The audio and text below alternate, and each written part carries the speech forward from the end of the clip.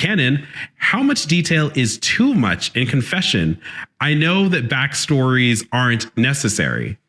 Details are, generally speaking, best kept at a minimum in the sacrament of confession.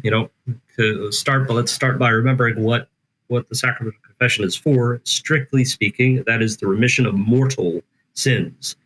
Again, I repeat this, strictly speaking, the sacrament of confession is just for the remission of mortal sins. I killed someone 5 times. Again, sin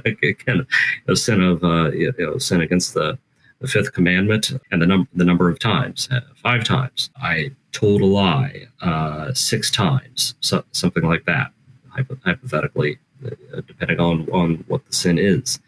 Now, if there are details which you think might make your sin, mortal, because perhaps you're not sure if it's mortal or venial, but there's some details that you think aggravate the sin, which potentially make it more serious, and it seems necessary to add those details, well, then I would add them. But kids on the bus, like, I punched Jimmy in the face, but the thing is, he had been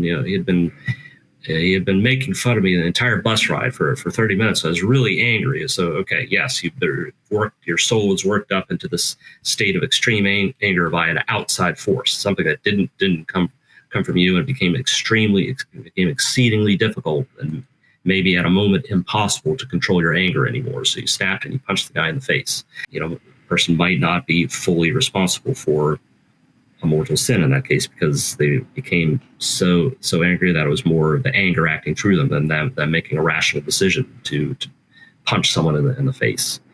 But again, try to keep the details to a minimum, because a lot of details, generally speaking, are not necessary. But other penitents who might have more, purely objective terms, more serious confessions to make, don't have time to make their confession, which is unfortunate. Was a priest I once knew had the rule of the 3 B's: be brief, be blunt, be gone. I think that's, generally speaking, a good rule to stick to in the sacrament of confession.